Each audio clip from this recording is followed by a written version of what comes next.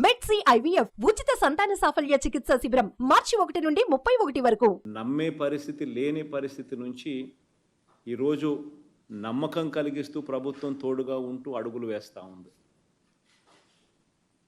పంట నష్టపోవడమే కాకుండా మొన్నైతే నిన్న మిచాంగ్ తుఫాన్లో నష్టపోయిన పంట నష్టపోతే రంగుమారిన ధాన్యం ఇంతకుముందు ఎప్పుడు కొనే పరిస్థితి కూడా లేదు. తడిచిన ధాన్యం, రంగుమారిన ధాన్యం కొనుగోలు చేసే పరిస్థితి కూడా ఎప్పుడూ కూడా చూడలేదు గత ప్రభుత్వంలో. అలాంటిది ఈ ప్రభుత్వంలో రైతు నష్టపోకూడదు అని చెప్పి మొట్టమొదటిసారిగా అటువంటి ధాన్యాన్ని కూడా కొనుగోలు చేసే కార్యక్రమం దిశగా అడుగులు పడ్డాయి. మొన్న మిచాంగ్ తుఫాన్లు వచ్చినప్పుడు కూడా దాదాపుగా 3,25,000 టన్నులు ధాన్యం కొనుగోలు కూడా ఇలా తడిసిన ధాన్యం కూడా కొనుగోలు చేయడం కూడా జరిగింది. అంటే ప్రభుత్వం అన్నది అన్ని రకాలుగా రైతులకు తోడుగా ఉండడం కోసం ఉంది.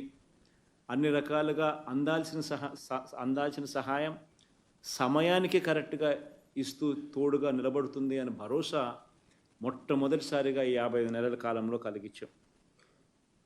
ఇలా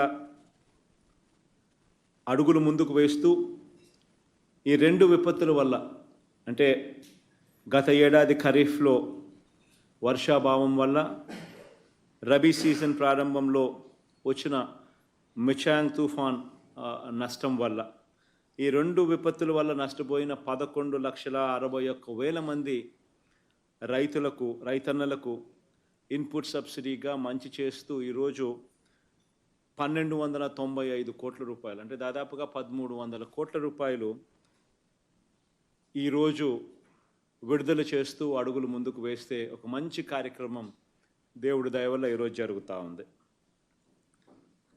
ఒకసారి గమనించినట్లయితే ప్రతి అడుగులోనూ కూడా కరెక్ట్గా రైతన్నకి ఎప్పుడు సహాయం అందాలి, రైతన్నకి ఎప్పుడు తోడుగా ఉండాలి అని కరెక్ట్గా ఆ సహాయం అందే కార్యక్రమం మొట్టమొదటిసారిగా జరుగుతూ ఉంది.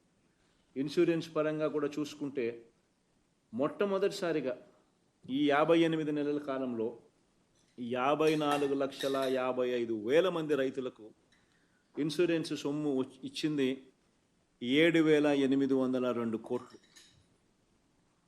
ఈ 58 నెలల కాలంలోనే.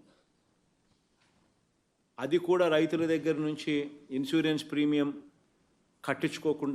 కట్టాల్సిన అవసరం రైతులకు లేకుండా ప్రభుత్వమే ఆ కార్యక్రమం కూడా చేసి రైతులకు తోడుగా నిలబడుతూ